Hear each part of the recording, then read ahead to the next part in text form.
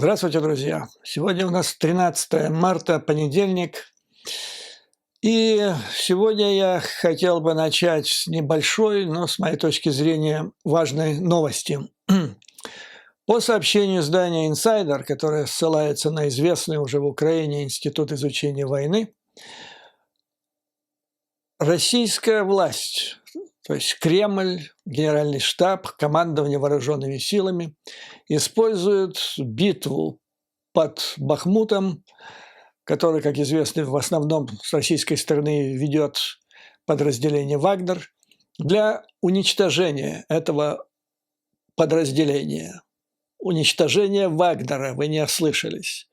Ну и по совместительству, так сказать, помимо уничтожения Вагнера, имеется в виду и уничтожение сначала морального, затем бюрократического, а потом, может быть, и физического его главаря, номинального владельца Пригожина.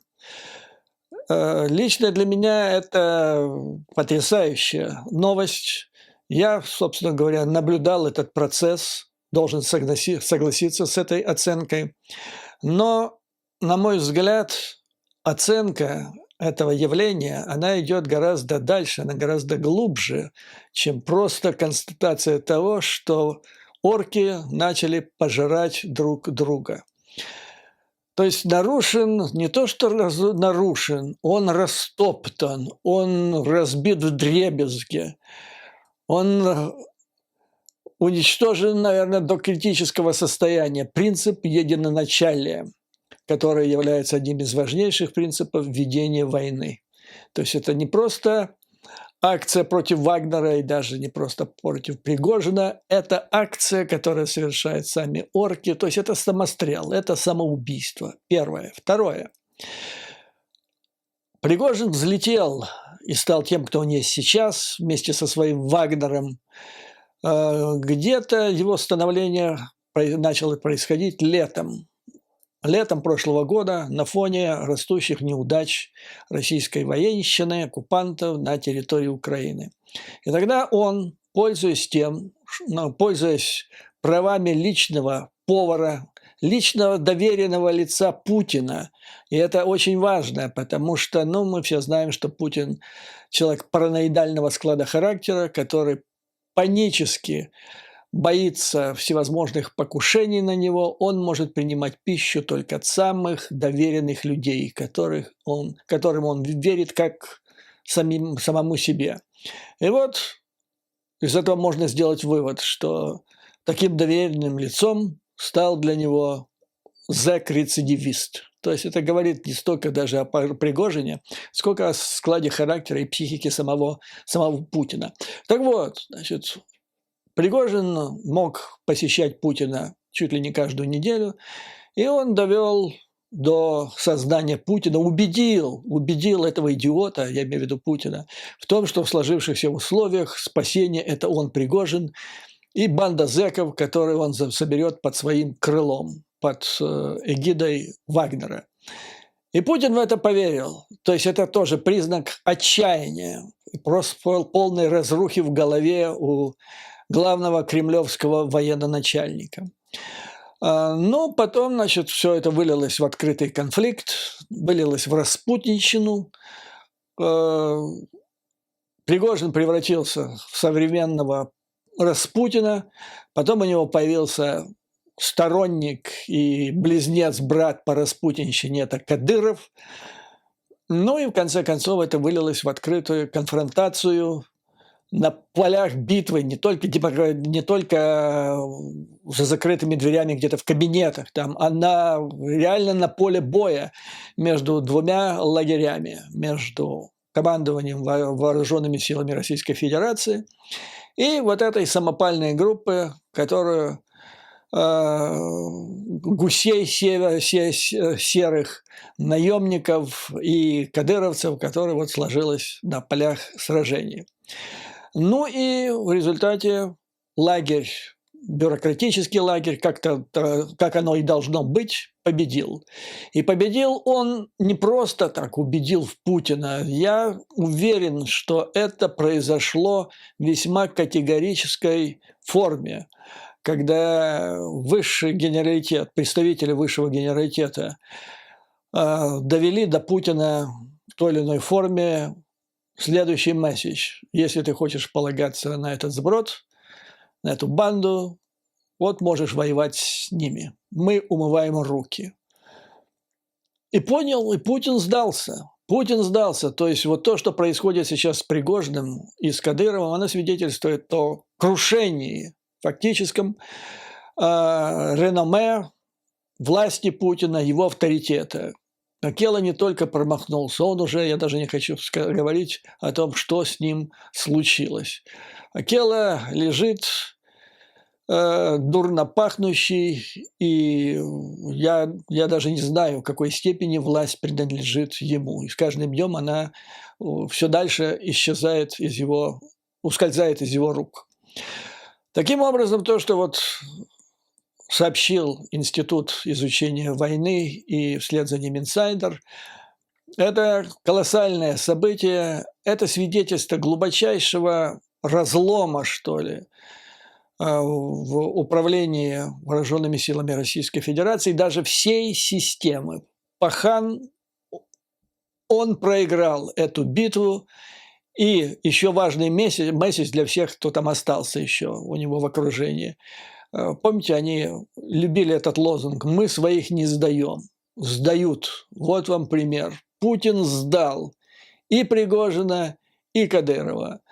Но сегодня, наверное, многие видели явление Кадырова в Кремле Путину, видели эту удручающую картину. И это не случайно. Кто видел, значит, кто не видел, расскажу, там интересный эпизод, который привлек мое внимание. Кадыров зачитывает обращение, текст своего месседжа Путину, сидящему напротив. Он зачитывает с листа бумаги, там целая стопка листов.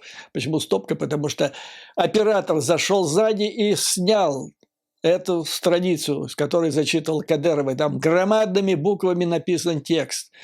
Из чего следует, или из чего можно предположить, то ли Кадыров читает плохо, то ли он зрение почти потерял. Ну, в общем, выглядел он ужасно.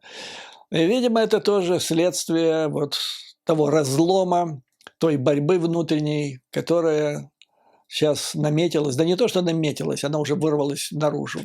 Таким образом, накануне решающей битвы вот такая важнейшая новость. Это очень-очень важно.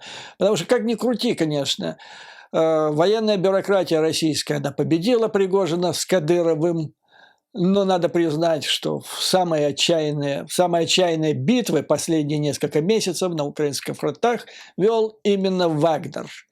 То есть одно дело победить Пригожина и Кадырова в кулуарах кремлевских кабинетов, а другое дело полностью заменить их на поле боя, вернее, их подразделения. То есть один лагерь орков реально физически сейчас на поле боя уничтожает другой. Вагнеровцев.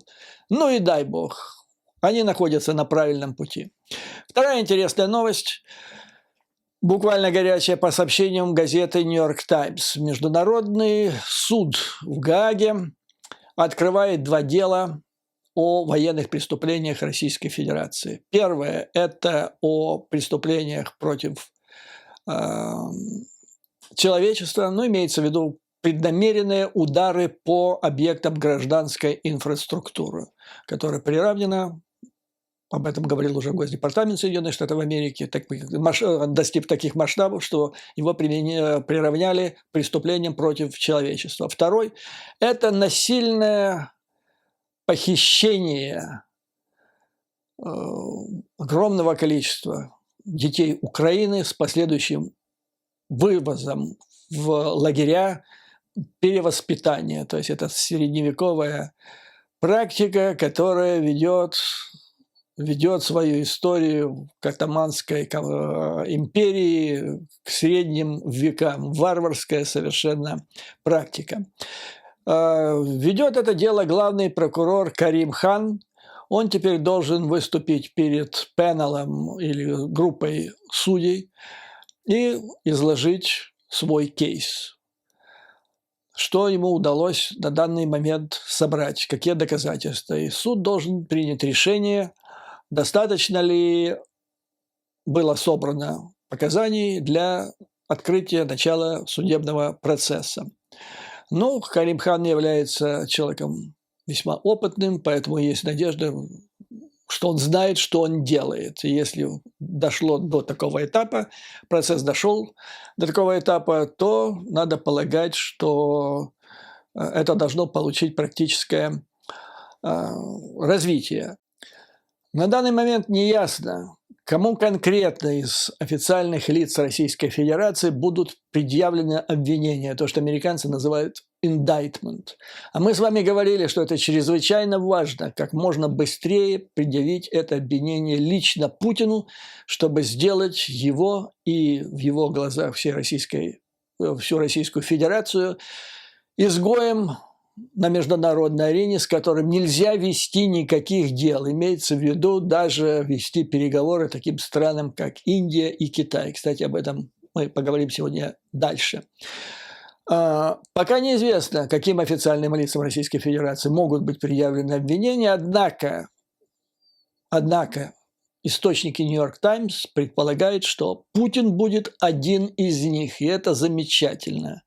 Об этом, кстати, необходимости как один из главных приоритетов Украины и ее западных союзников сделать это. Об этом говорил большой друг украинского народа, бывший командующий войсками НАТО в Европе, генерал Уэсли Кларк, еще летом прошлого года.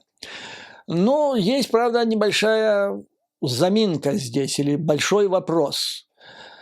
Дело в том, что суд Гааги не может рассматривать дело без присутствия обвиняемой стороны. А Россия, понятно, она не отпустит, и люди из Российской Федерации, которым будут предъявлены обвинения, они добровольно на этот суд не явятся. Ну, тут есть два варианта. Да, а в условиях заочно Гаагский суд рассматривать дело не может. Но здесь вот возникает такой вопрос. Первое. Суд он, может, и не рассматривает дело по существу, но вариант предъявления обвинения, то есть этот indictment, насколько я понимаю, он возможен. И это уже важно, потому что в западном мире юриспруденции выдвижение вот этого обвинения в совершении уголовного преступления – это уже близко к статусу осужденного суду. Есть разница, но тем не менее, это уже серьезно, это уже клеймо и большое клеймо.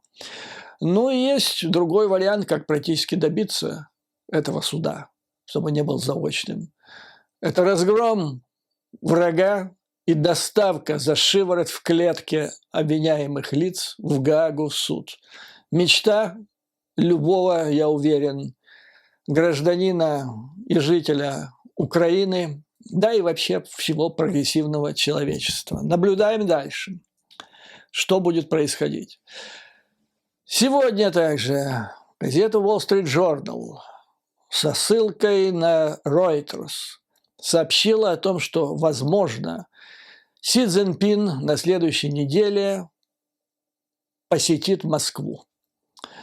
Просмотрел сегодня после этого, прочитав это Wall Street Journal статью, просмотрел китайские средства массовой информации, там тишина, по-прежнему тишина по этому поводу.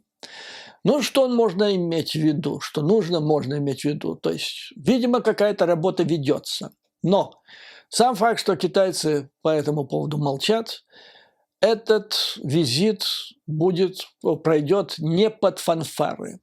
Это может быть сугубо рабочий визит, то, что американцы называют low-key, то есть такой исключительно рабочий, без особой рекламы. Плюс, Си Цзиньпин не специально направится в Москву. Он завернет туда по пути, поскольку помимо Москвы он должен будет посетить еще ряд стран. цель этого визита – это не раздувание, как было раньше, идеи партнерства между двумя стратегическими союзниками-партнерами, партнерство без границ, не развитие сотрудничества, как китайцы это называли совсем недавно, которое твердо, как скала.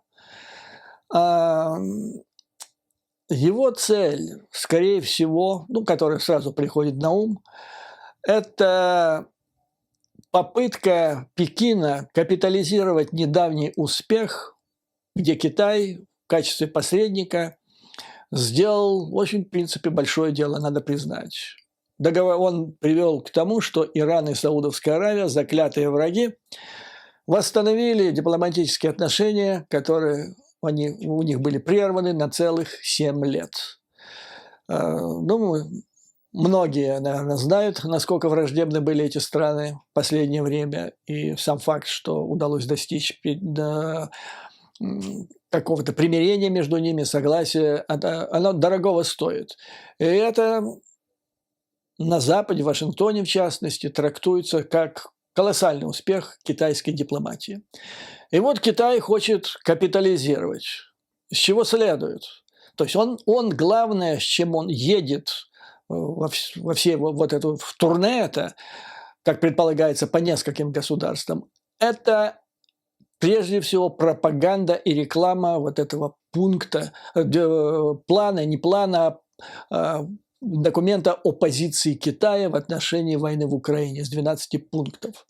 Вот главное, то есть Китай, товарищ Си, едет как такой глобальный миротворец, который находится над конфликтом и который может сделать то и хочет сделать то, что до сих пор не удавалось сделать Соединенным Штатам и всем европейским союзникам Украины.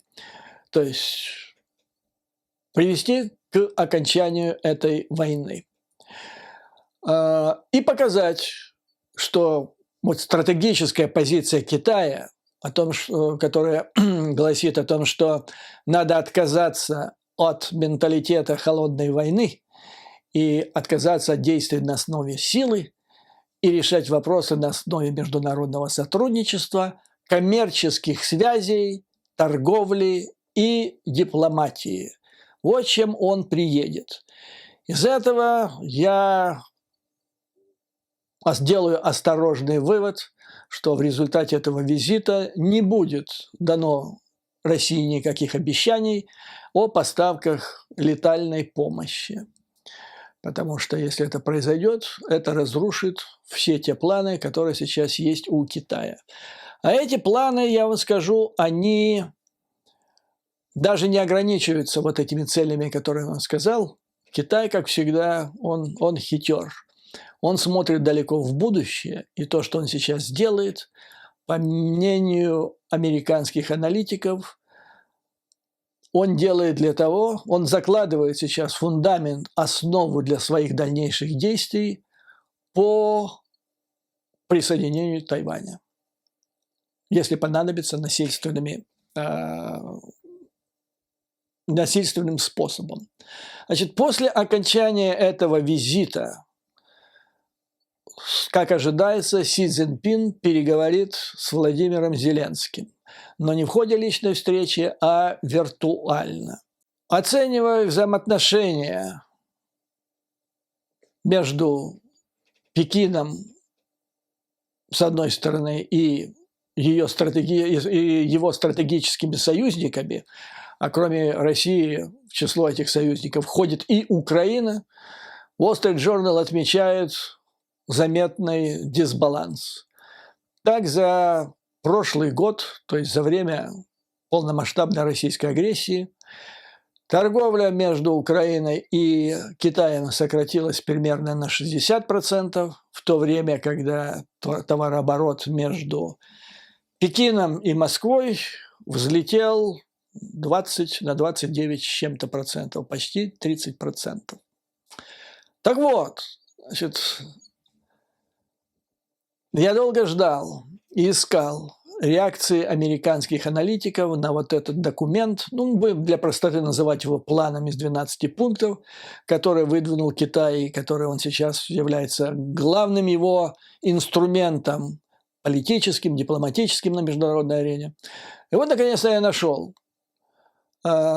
оценку американских аналитиков о том, что значит этот план, какова его цель и что Китай хочет добиться. И она меня впечатлила, вот эта оценка впечатлила, потому что, оказывается, с точки зрения этих аналитиков, речь не идет даже о том, чтобы так немножко потрясти этой бумажкой и попытаться представить Китай как такой глобальный миротворец. И даже цель не состоит в том, чтобы добиться реального прекращения боевых действий в Украине и добиться мира. Цель гораздо больше. Речь идет о том, что этот план на самом деле касается Тайваня. То есть Китай уже сейчас хочет предпринять некоторые шаги при помощи вот этого документа, если удастся их реализовать, для того, чтобы заложить основу для последующей, если понадобится, силового присоединения Тайваня. И что, собственно говоря, получилось? Получилось, что путинская агрессия пошла совсем не так, как это виделось Пекину. Сейчас, как считают американские аналитики, Китай, в общем-то, он является пассивным наблюдателем тех процессов, которые сейчас происходят на поле боя в Украине. И мало что реально он может сделать, кроме как подстегнуть эти действия путем предоставления массированной военной помощи России, что, в общем-то, практически исключено. До сих пор все, что делал Китай, он бросал как бы так спасательный круг Путину, давая возможность ему поддерживать российскую экономику от коллапса. Но это происходило, вы знаете как, путем массированных закупок углеводородов. Ну и Китай, не преминув сам нажиться, покупая эти углеводороды в 2 раза дешевле мировых цен, ну и китайский экспорт увеличился значительно по сравнению с 2021 годом. Ну и нынешняя ситуация Китаю показывает, вот он же имеет в виду перспективу, что он будет делать дальше с Китаем, с Тайванем. Так вот, нынешнее состояние российской агрессии свидетельствует о том, что нужно фундаментально менять ситуацию. Почему не получилось с точки зрения Пекина план Путина разгрома Украины? Потому что Запад проявил единство в этом деле. Удалось создать коалицию, блок из минимум 50 государств. Помимо этого, под эгидой Соединенных Штатов были созданы новые блоки, своего рода прообразы НАТО в Юго-Восточной Азии, костяком которого может явиться АУКУС. Там еще КВАД есть, мощная организация, которая очень беспокоит Пекин. Ну и санкции, которые за этим последовали. И, наконец, тот эффект экономический, который возымело сопротивление Украины и ее союзников агрессии Российской Федерации. То есть нарушены цепочки, которые так необходимы для Китая. В ряде развивающихся стран назревают или уже начались кризисы с выплатой процентов по налогам, а значительная часть, то есть выплату процентов по кредитам, а значительная часть этих кредитов предоставлена именно Пекином. То есть Пекин реально теряет деньги, теряет свои кредиты, которые грозятся стать невозвратными. Затем разрушены цепочки поставки, что самым негативным образом влияет на китайскую экономику. Ну и, наконец, нанесен удар по престижу Китая, который оказался вместе с агрессором в одной, так сказать, лодке. Поэтому что же хочет сделать Пекин для того, чтобы, значит, изменить ситуацию для себя?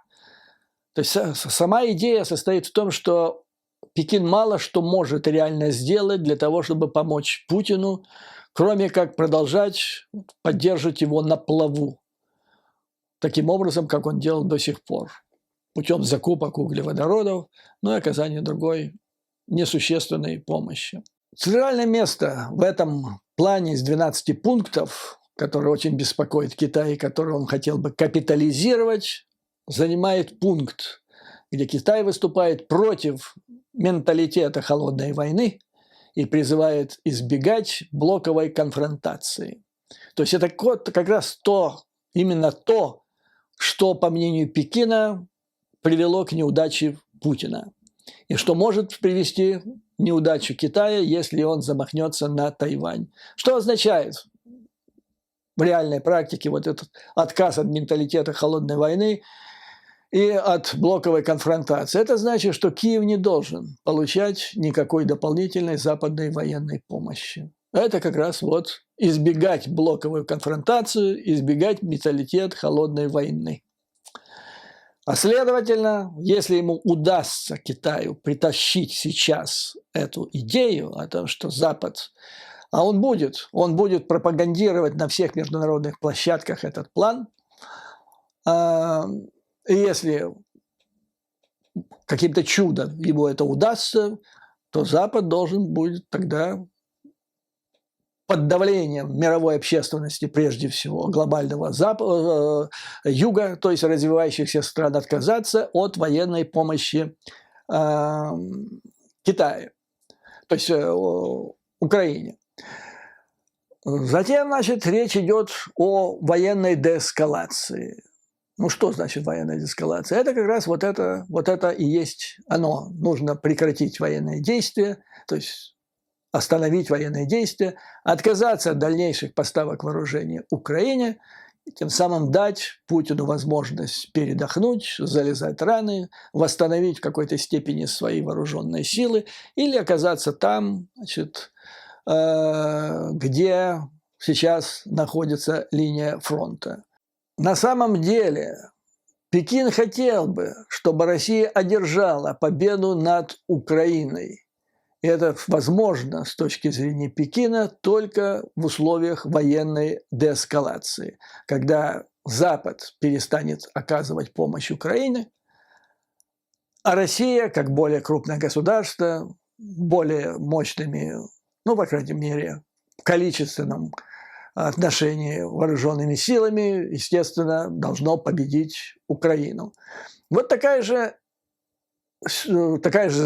замысел, вот проведение самой этой идеи дало бы Китаю возможность в случае, значит, агрессии или силового варианта воссоединения Тайваня, значит, сказать, что мы действуем один на один, мы отказываемся от менталитета холодной войны, мы отказываемся, то есть Запад отказывается от блоковой конфронтации, а Китай один на один, естественно, решает этот вопрос против Тайваня. Ну и дальше. Этот план подразумевает полная отмена односторонних санкций. Ну, то есть это идет на благо России сейчас, Китаю то же самое. Но с прицелом на Тайвань это будет означать, что если Китай начнет присоединять силовыми методами Тайвань, то никаких санкций против Китая выдвинуто не будет. Должно быть полное отсутствие санкций, и должны продолжать работать вот эти все промышленные, торговые, технологические цепочки по всему миру, на основании которых работает и процветает, в всяком случае до последнего времени, китайская экономика. Хитро. Суверенитет. Одним из первых пунктов по-моему, это пункт, первый параграф, пункт номер 1 в китайском плане – уважение суверенитета всех стран. Вот тут хитрость такая, значит, потому что это положение трактуется двояко в международной практике. Кстати, об этом уже свидетельствует и сама формулировка в китайском документе, потому что после этого, после фразы «уважение суверенитета всех стран» следует следующее, а также их территориальной целостности.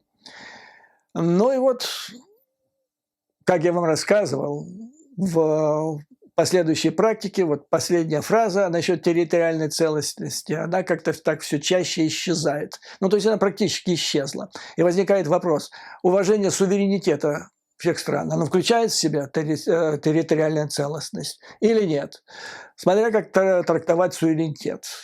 Не всегда, потому что есть такая трактовка суверенитета, как совокупность высших прав, которые обладает государство внутри своей собственной страны и во внешней политике. Но это право проводить внешнюю политику, право собирать налоги, иметь вооруженные силы, право проявлять насилие для обеспечения соблюдения законов и так далее. То есть это совокупность прав. И никакой территориальной целостности. Другие говорят, что нет, она должна быть. Короче говоря, это двусмысленный достаточный вопрос, но он может стать камнем преткновения, если начнутся реальные переговоры, в том числе с участием России, на основании вот этого китайского плана. Но что касается Тайваня, с прицелом на Тайвань, если Китай пойдет на силовое присоединение этого острова, то там какой суверенитет? У Тайваня с точки зрения китайской трактовки, позиции, у него нет никакого суверенитета, потому что это не суверенное государство, и у него нет никаких границ. Его границы – это границы Китая. Вот и все, собственно говоря. Исходя из этого анализа, то есть я еще раз повторю, чего хотел бы добиться Китай. Он хотел бы протащить идею, и вот сейчас даже, если пойдет речь о переговорах того же Владимира Зеленского с Си Цзиньпином, МИДа Украины с МИДом Китая, они будут протаскивать идею об отказе от менталитета холодной войны, от вражды между блоками, то есть основа заключается, то есть смысл состоит в том, что Украина должна отказаться от поддержки, которую ей оказывает западный блок, опираясь на, как китайцы говорят, менталитет холодной войны. Затем прекращение военных действий для того, чтобы дать передышку агрессору, отказ от санкций, то есть тогда нечем и влиять на агрессора, и сохранение всех цепочек технологических, промышленных, торговых. То есть все процветает, экономика процветает, торговля мировая идет быстрыми темпами, а в это время большое какое-то государство совершает агрессию над более слабым, более маленьким государством. Так вот, значит, что нужно делать, по мнению западных, прежде всего американских аналитиков, для того, чтобы решить этот вопрос. Решить вопрос, как они считают в отношении Китая, то есть не дать Китаю сейчас при помощи этого плана создать условия на основании анализа путинской агрессии против Украины, создать условия для последующей китайской агрессии против Тайваня. И здесь значит, речь идет о совершенно противоположном тому, что написано в китайском плане из 12 пунктов. То есть укрепление блоковое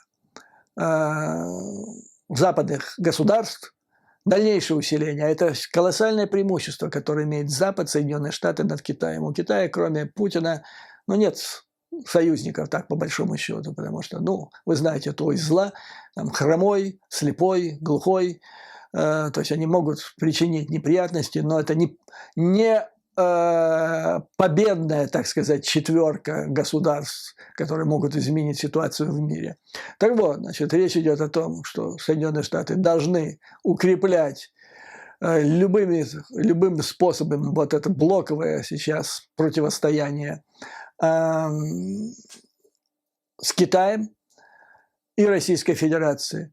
Дальше необходимо сформулировать ясный блок санкций, которые будут автоматически введены против Китая, если он вторгнется в Тайвань. То есть своего рода 5-я статья, нечто подобное на 5-ю статью в рамках НАТО. То есть сейчас это будет, условно назовем, типа 5-я статья экономических санкций, которая автоматически вступит в силу против Китая в случае, если он совершит агрессию.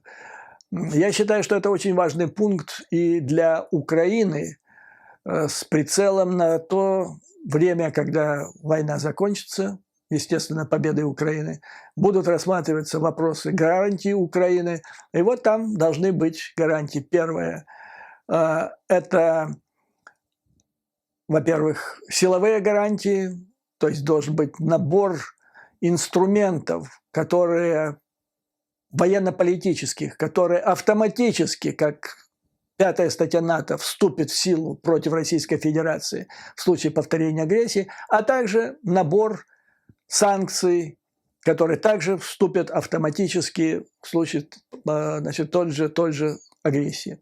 Ну и кроме этого, значит, аналитики предлагают углубить торговые промышленные связи с Тайванем с тем, чтобы полностью оторвать его от любой зависимости от Китая.